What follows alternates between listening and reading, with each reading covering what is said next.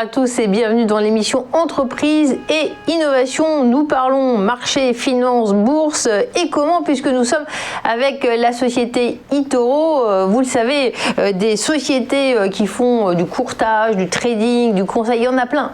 Mais des sociétés comme eToro, il n'y en a qu'une parce qu'elle est très active sur les réseaux sociaux. Pour en parler, Antoine Fraissoulier, bonjour. Bonjour. Vous êtes analyste marché chez eToro. Un petit mot de présentation quand même de ce broker parce qu'il n'est pas comme les autres, n'est-ce pas? Oui, alors c'est vrai que nous différencions de la majorité des brokers dans le sens où effectivement nous sommes un réseau social appliqué à l'investissement. Donc on a un volet réseaux sociaux finalement comme un Twitter ou un Facebook où les utilisateurs vont avoir une page de profil, vont pouvoir échanger leur stratégie trading, des informations aussi qu'on ne peut pas forcément trouver dans la presse et également vont pouvoir également se copier. C'est ça la grande originalité, on va dire, de notre plateforme. C'est-à-dire que lorsque vous êtes un trader qui a de la performance dans le temps, qui ne prend pas énormément de risques, eh bien vous pouvez copier ce trader et avoir la réplication de son portefeuille automatiquement sur votre portefeuille, ce qui vous permet d'avoir des performances identiques à ce trader. Si vous n'avez pas le temps et l'expérience pour faire cela, eh bien c'est quand même très intéressant. Ensuite, nous fonctionnons comme un broker traditionnel. C'est-à-dire que nous proposons tous les types d'actifs, que ce soit actions, matières premières, devises, ETF également, tracker, et également les crypto-monnaies.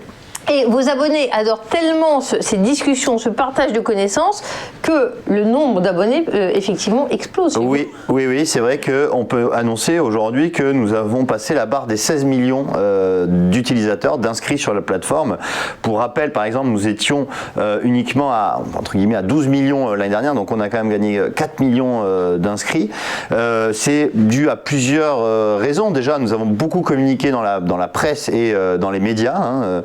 Nous passons par exemple aujourd'hui sur le Téléfinance Figaro, mais on est aussi chez d'autres médias. Voilà, oui, tout à fait. Et ensuite, on communique également via la presse. On est présent dans la majorité des médias écrits.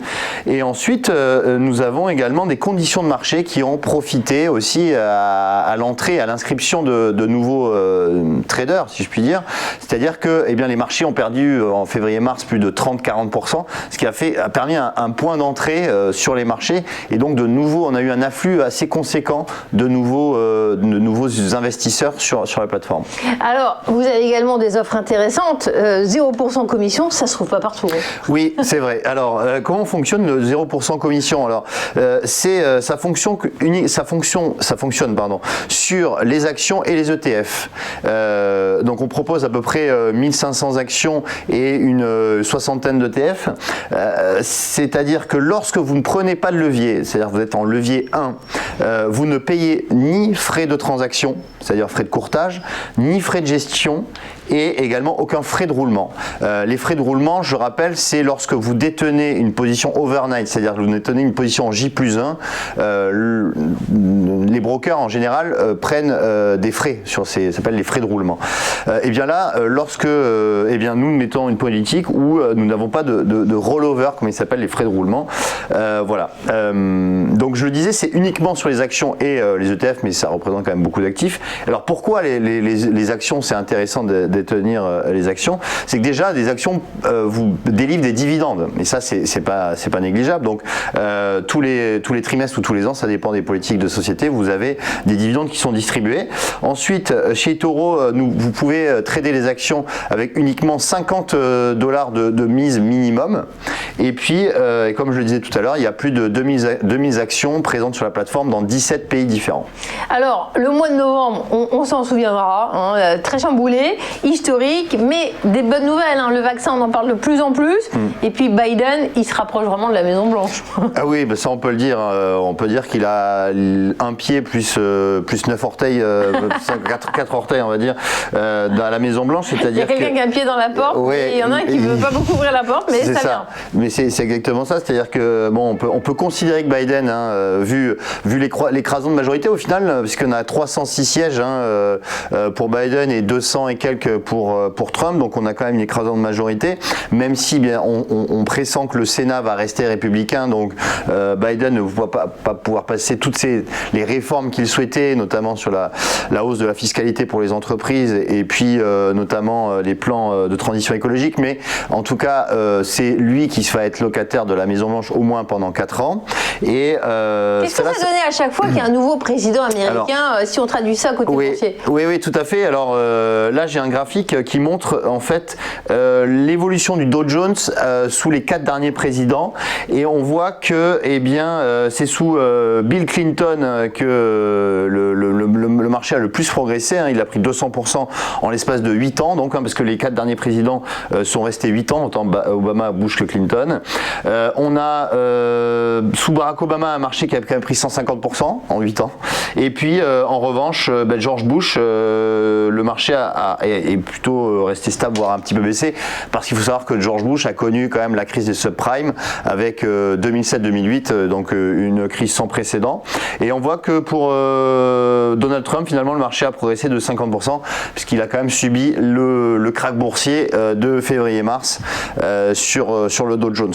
Mais on voit donc du coup que sous les présidents démocrates, le marché a plus monté que sur les présidents républicains. Et en novembre, et peut-être sur la suite aussi, les marchés vont continuer de vivre au gré des nouvelles sur le vaccin. On a l'impression que c'est ce qu'on attendait. Ok, c'est-à-dire ils en ont mis un, voire plusieurs, bientôt en phase de commercialisation, mais ça va continuer le feuilleton. Oui, le feuilleton devrait continuer.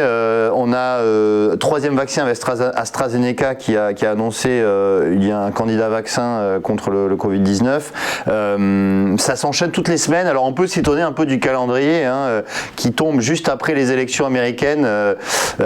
Bon, c'est on fait du trumpisme. Voilà, on va faire un peu de mythologie. Mais bon, on peut dire comme par hasard. Les crypto-monnaies, je voudrais qu'on ait le temps d'en parler. Ça explose, et vous, chez eToro, vous êtes particulièrement spécialiste. Oui, les crypto-monnaies, c'est vrai qu'on est on propose des crypto-monnaies depuis maintenant plusieurs années, et on propose aussi donc on peut investir en titre, on va déjà dire en titre vif, mais c'est-à-dire vous pouvez investir sur chaque crypto-monnaie en tant que telle, mais vous avez également un autre véhicule d'investissement, ce sont les copy portfolios. Les copy portfolios, ce sont je reviens brièvement dessus, ce sont des portefeuilles d'investissement thématiques, donc vous pouvez investir sur des thématiques. Alors on a créé des portefeuilles qui sont plutôt des thématiques d'avenir. Et nous avons également 2 copy portfolios sur les crypto-monnaies.